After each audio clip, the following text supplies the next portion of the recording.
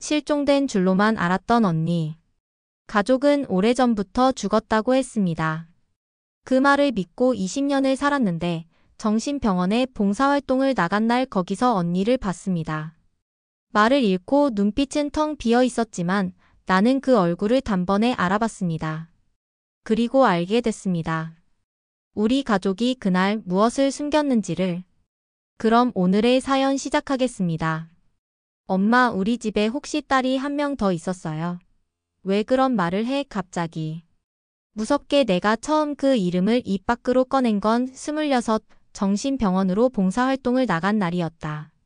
담당 간호사가 병실 하나를 열어주며 말했다. 이분은 거의 반응이 없어요. 20년 넘게 누군가를 찾는다고만 중얼거리고요. 그리고 그 방 안에 나는 그 얼굴을 봤다. 말을 잃고 눈은 허공만 헤매던 여자. 그런데 나는 그 사람을 단번에 알아봤다. 사진 속 어릴 적 가족 사진 한쪽에 흐릿하게 찍혀 있던 소녀. 내 기억 속 아주 작고 낡은 기억의 조각. 어릴 적 장롱 서랍 안에 몰래 숨겨져 있던 그림책 속 누군가의 낙서. 은지, 그 이름이 왠지 모르게 어릴 적부터 귓가에 맴돌곤 했다. 엄마, 은지가 누구야? 몰라. 그런 애 없어. 얼른 숙제나 해. 항상 그렇게 말을 끊던 엄마. 정말 아무도 그녀의 이름을 입에 올리지 않았다. 그게 우리 집에서의 은근한 금기였다는 걸 나는 이제야 깨달았다. 그날 봉사가 끝나고 나는 밤새 잠을 이루지 못했다. 무언가가 이상했다. 너무 이상했다. 그 얼굴은 나를 닮아 있었고 엄마의 이목구비가 그대로 박혀 있었다. 다음 날 나는 조심스레 다시 봉사병원을 찾았다. 그녀는 어제와 똑같은 자세로 침대에 반쯤 누운 채 창밖만 보고 있었다. 저기요, 혹시 이름이 어떻게 되세요? 그녀는 대답이 없었다. 하지만 내 말을 알아듣는 듯 아주 조금 눈이 흔들렸다. 은지 씨? 그 순간 그녀의 입이 천천히 열렸다. 그리고 작게 중얼거렸다. 지연아, 심장이 터질 것 같았다. 지연. 내 이름. 그 누구에게도 말한 적 없는 이름 하나에 반응했다는 건 그녀가 내 언니였다는 뜻이었다. 나는 다리가 풀려 병실 바닥에 주저앉았다. 이건 꿈일까? 우리 가족이 20년 넘게 숨겨왔던 비밀이 지금 내 앞에서 호흡하고 있었다. 그날 밤, 나는 엄마에게 다시 물었다. 은지 언니 살아있어? 엄마는 그 말을 듣자마자 밥숟가락을 떨어뜨렸다. 그리고 소리 없이 눈물을 뚝뚝 떨어뜨리기 시작했다. 그걸 어떻게 나는 다그치지 않았다.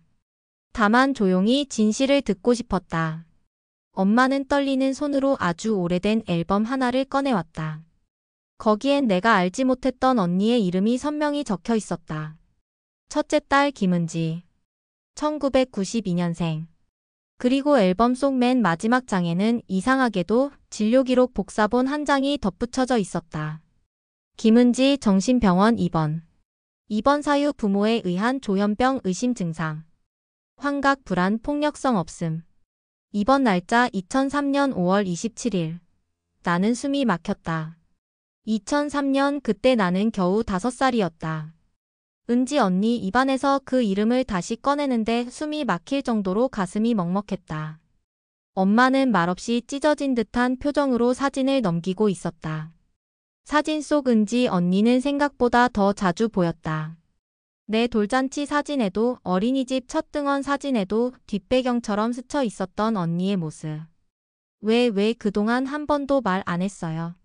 엄마는 깊은 숨을 내쉬고 작은 목소리로 말했다. 지연아, 언니가 널 해치려고 했었어. 순간 귀를 의심했다. 언니가요?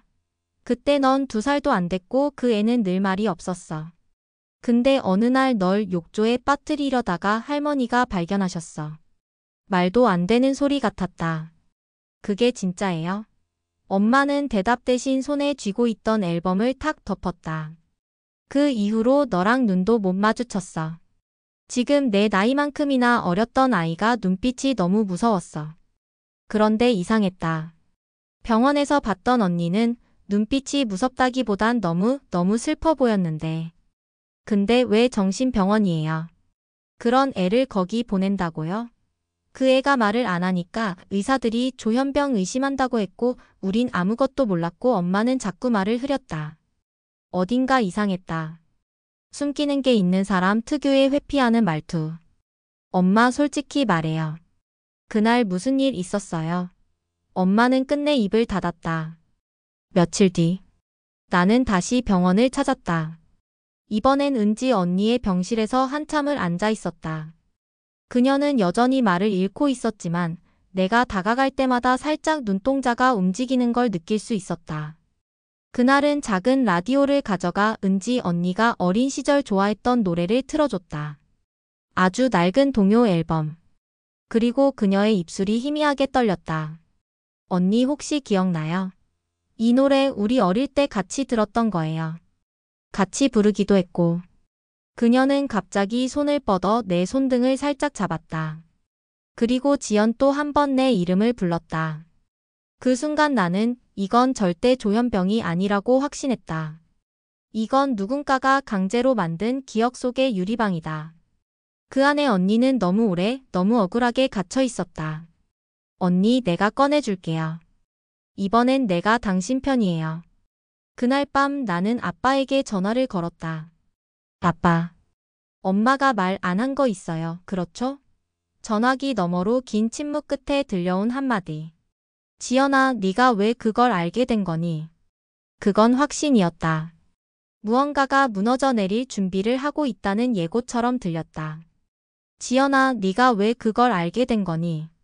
그 한마디에 숨이 턱 막혔다. 나는 조심스럽게 말했다. 아빠, 언니 살아있어요. 병원에 있어요.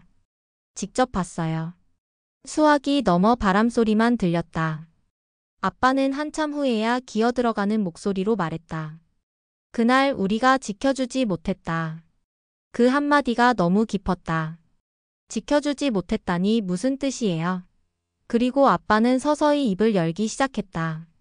그날 있었던 일, 그해 봄에 있었던 작은 동네 사건을. 은지가 학교 끝나고 돌아오던 날이었어. 그 애가 울면서 집에 왔고 누가 자기한테 이상한 짓을 했다고 나는 몸이 얼어붙었다. 그게 무슨 아빠가 당장 파출소에 신고하자고 했지. 근데 내 엄마가 말렸어. 창피하다고 그 애 인생 망친다고 아빠의 목소리는 점점 떨리기 시작했다. 그 다음 날부터 은지가 아무 말도 하지 않았어. 문도 안 열고 밥도 안 먹고 엄마는 그런 언니를 데리고 정신과에 데려갔고 의사들은 조현병 초기라며 병원 입원을 권유했고 그때 아무도 그 애 말에 귀 기울이지 않았지. 나는 눈을 감았다. 숨이 가쁘게 몰려왔다. 언니는 피해자였는데 가해자처럼 병원에 보내졌다. 아무 잘못도 없이. 아빠, 언니는 20년 동안 왜 그대로 있었어요? 엄마가 퇴원 서류를 찢어버렸어. 그 한마디에 나는 말 그대로 무너졌다. 퇴원을 막았다고요? 엄마가 은지가 세상 밖에 나오면 지연이한테 무슨 짓 할지도 모른다고 아빠는 울고 있었다. 나도 그땐 그 말이 맞는 줄 알았어. 근데 지금 생각하면 그 애가 얼마나 외로웠을지. 나는 입술을 깨물었다. 피가 날 정도로 이를 꽉 물었다. 아빠, 그 골목길 사건 그거 누군진 밝혀졌어요. 경찰도 증거가 없다고 그냥 묻혔어. 나는 전화를 끊고 병원으로 달려갔다. 언니는 창밖을 멍하니 바라보며 앉아 있었다. 나는 그녀 옆에 앉아 손을 조심스럽게 잡았다. 언니, 그날 무슨 일이 있었어요? 그 골목길에서 그녀의 눈이 처음으로 내 눈을 또렷하게 바라봤다. 그리고 입을 열었다. 나 기억해. 기억해요. 그 사람 아직 살아있어. 여기 근처에. 그녀의 눈빛이 처음으로 분노로 떨렸다. 슬픔과 분노 그리고 고통이 함께 흔들렸다. 나는 그 눈을 보고 확신했다. 언니는 망가진 게 아니라 지켜낸 것이었다. 자신의 존엄을, 자신의 말문을, 그리고 나를. 나는 손을 꼭 잡으며 말했다. 언니, 이제 같이 가요. 그 사람 아직 살아있어. 여기 근처에. 언니의 말에 머릿속이 하얘졌다. 언니, 그 사람이 누군데요? 은지 언니는 손가락으로 천천히 병원 벽을 가리켰다. 그리고 한마디만 남겼다. 여기 왔다 갔었어. 의미심장한 말이었다. 병원에 왔었다고요? 언니는 고개를 끄덕였다. 그때 간호사가 들어왔다. 환자분 약 드릴 시간이에요. 가족분은 잠깐만 나가주실래요? 나는 얼른 일어나며 물었다. 저 실례지만 혹시 이 병원에 외부 봉사자들이 자주 오나요? 네, 정기적으로 와요. 왜요? 그 명단 볼 수 있을까요? 최근 1년 정도만 일하도요.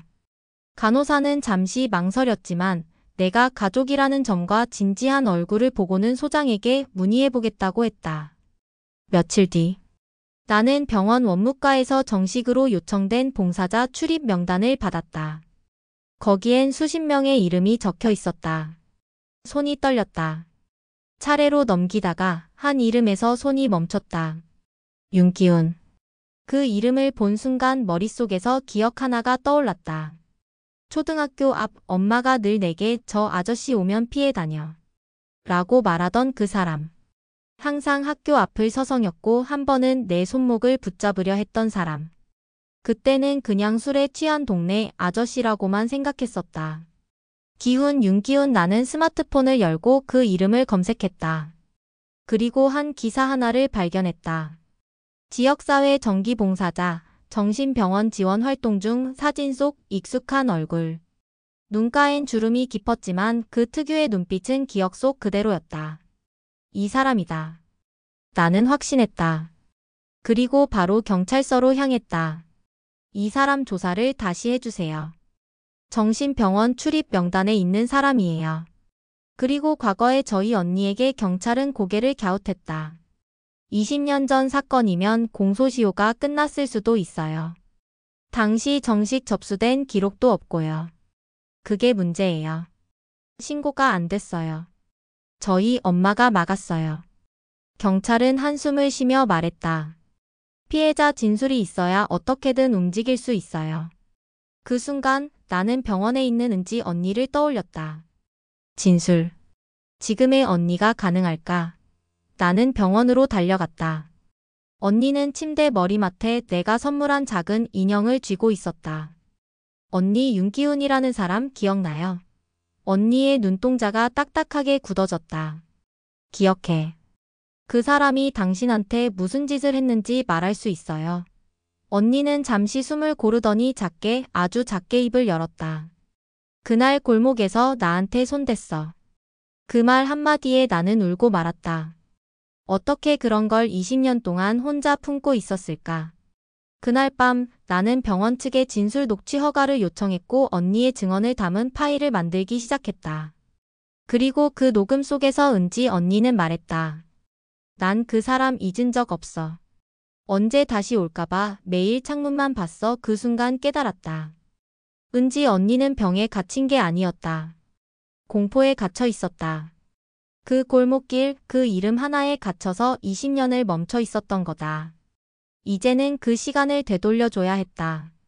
누구도 그 언니의 시간을 대신 갚아주지 못하니까.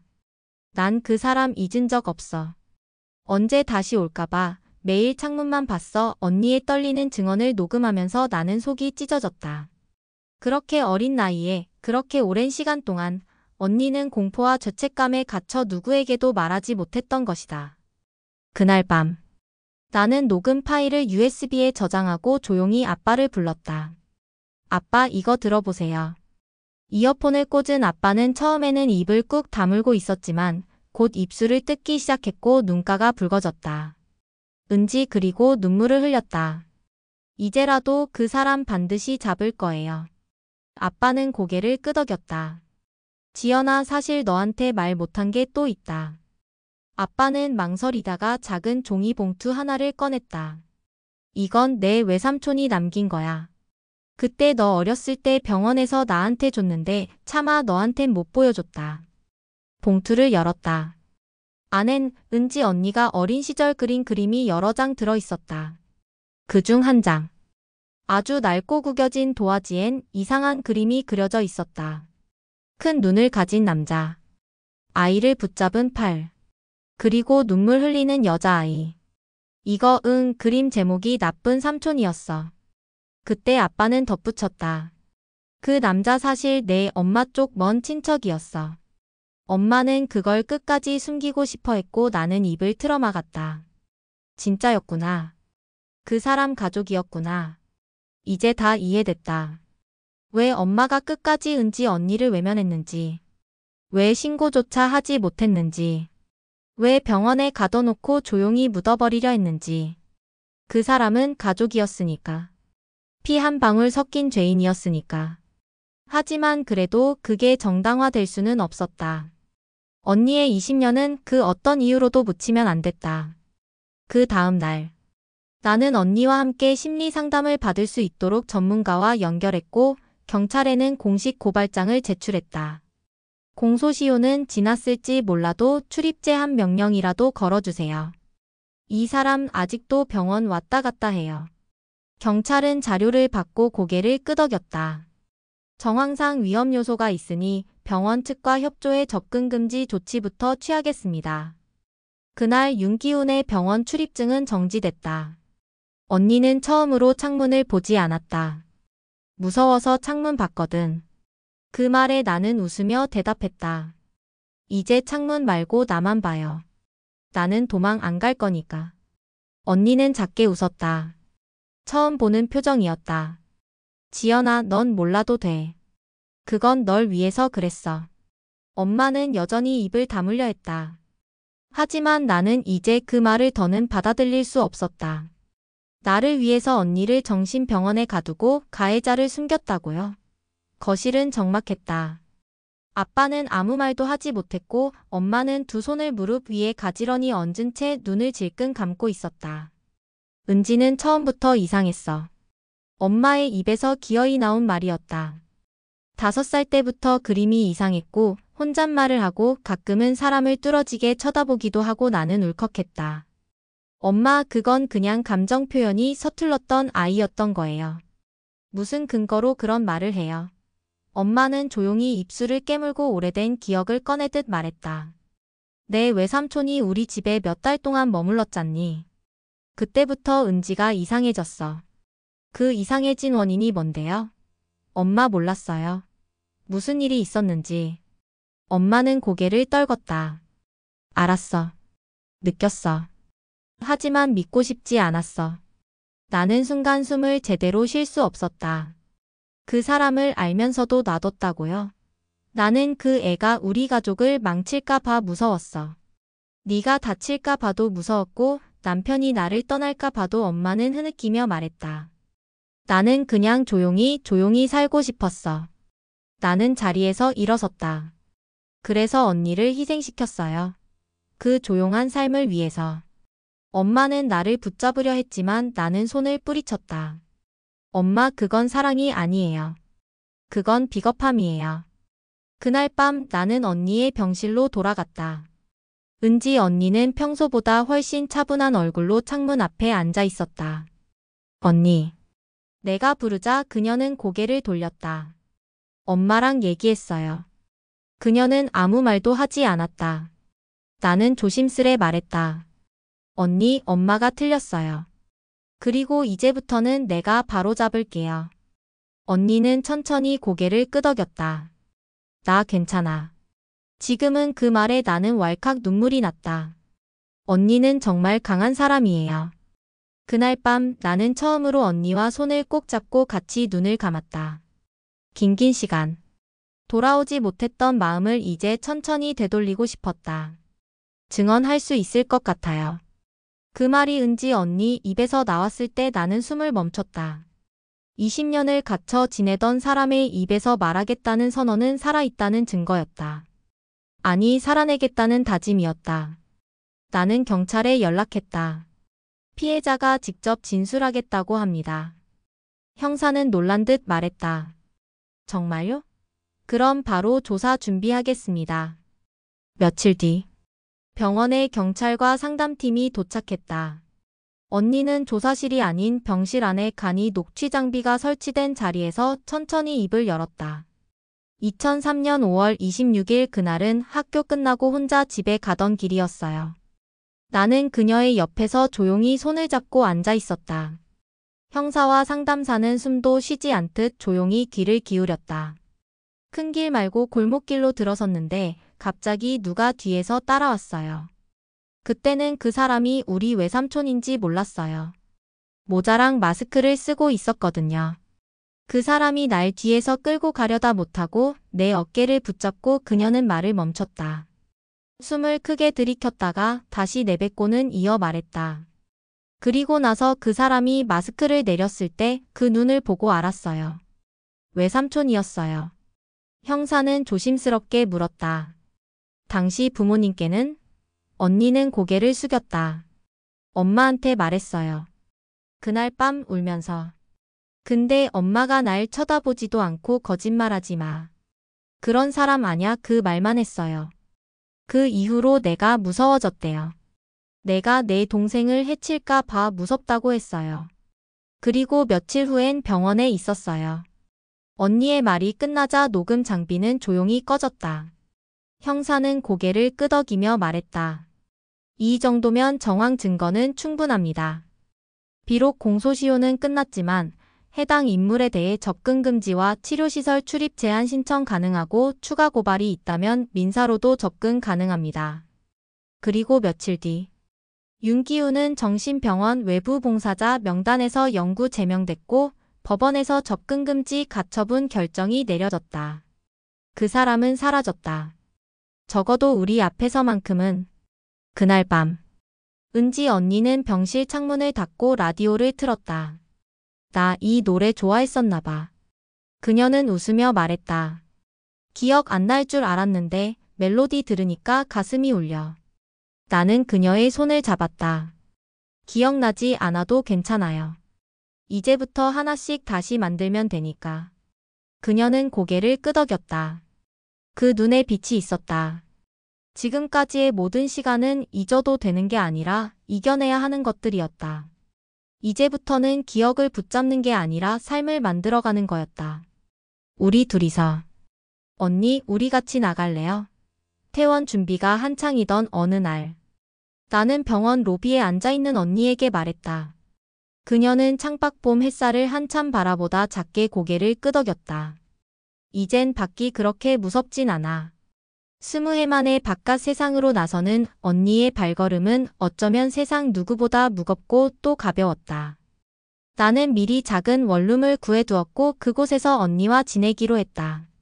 집 정리는 다 해놨어. 가전은 중고지만 다 작동 잘 돼. 언니는 살며시 웃었다. 괜찮아. 그냥 내 옆이면 돼. 그 말이 어찌나 따뜻하게 들리던지 나는 혼자 몰래 울었다. 하지만 문제는 엄마였다. 퇴원한 사실을 말하지도 못한 채 일주일이 지나갔다. 언니는 아무 말 없었고 나 역시 말을 꺼낼 수 없었다.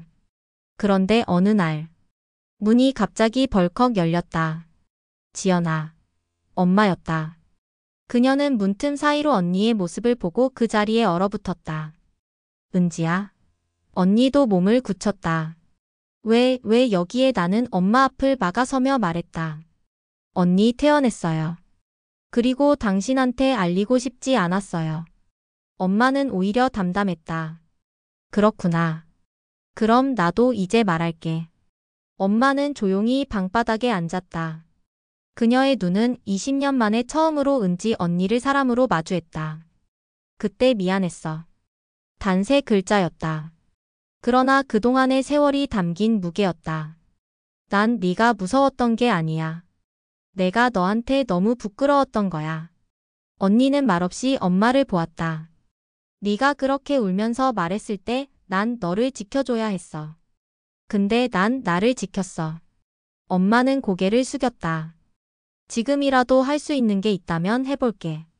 나 용서받을 자격 없는 거 알아. 그래도 이제 그만 너 외롭게 하지 않을게. 은지 언니는 한참을 말이 없었다. 나는 그 옆에서 그녀의 손을 조용히 잡았다. 그리고 아주 오랜 침묵 끝에 그래요. 그녀가 말했다. 엄마 그럼 오늘 된장찌개 끓여줘요.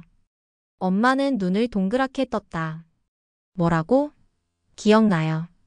어릴 때 엄마가 끓여줬던 거. 된장국도 아니고 찌개요. 그게 좋았어요. 엄마는 눈물을 쏟았다. 언니도 처음으로 미소를 지었다. 그날 밤 우리 셋은 작은 식탁에 둘러앉아 된장찌개를 먹었다. 뜨거운 국물, 서툰 말들, 그리고 식지 않은 마음들. 세 사람의 밥그릇 위로 조용히 화해의 김이 피어올랐다. 식탁 위에 놓인 된장찌개 냄새는 묘하게 따뜻했다. 20년 전 그때처럼. 단지 지금은 국물보다 마음이 더 깊었다. 언니, 이제 주민등록 정리해야 하지 않을까? 식사 후 설거지를 하며 나는 조심스럽게 말을 꺼냈다. 언니는 잠시 손을 멈췄다가 작게 웃었다. 나 아직 서은지야. 나는 고개를 끄덕였다. 물론이죠. 당신은 은지 언니예요.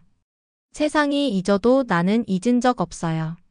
며칠 후, 우리는 동사무소를 찾았다.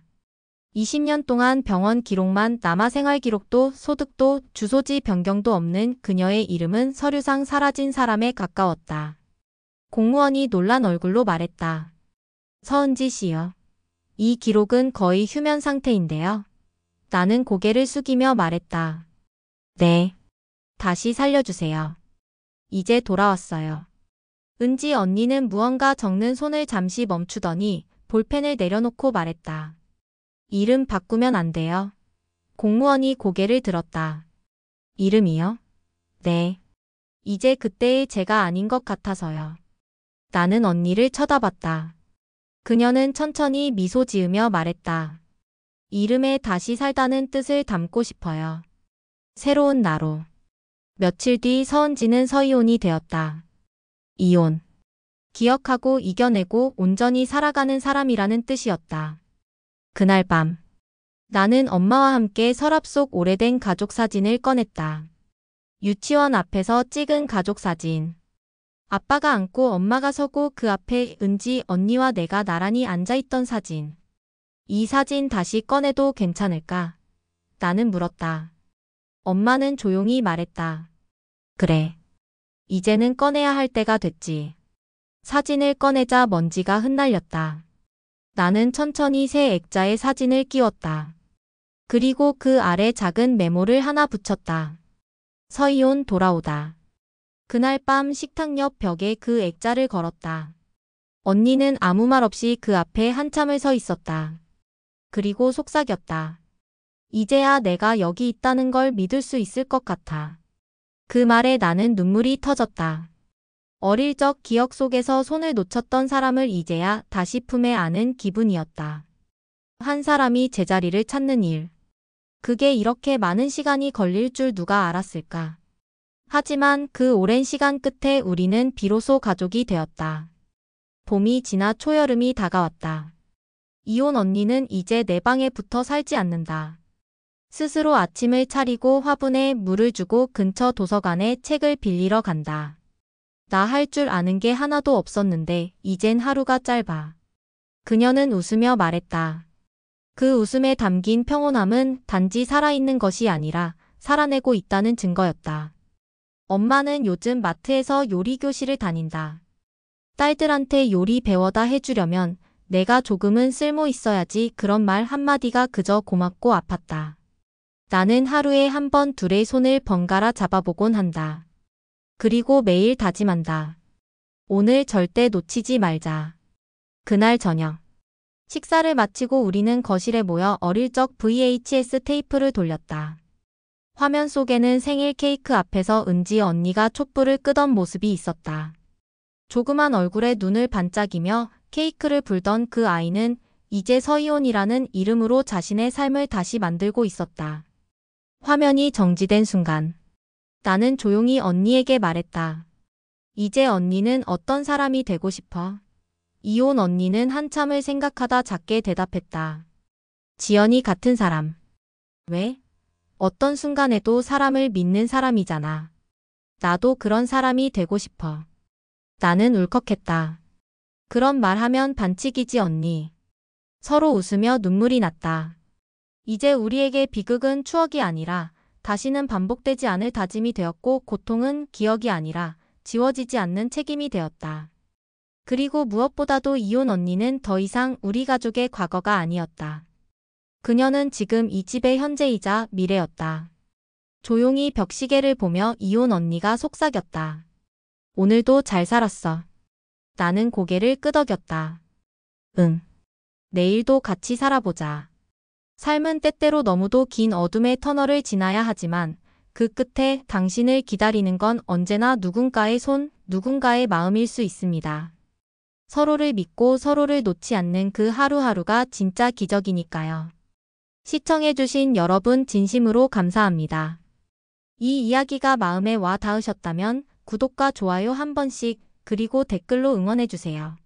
여러분의 응원은 더 좋은 이야기로 돌아옵니다. 지금까지 미소 한 줌 이야기였습니다. 감사합니다.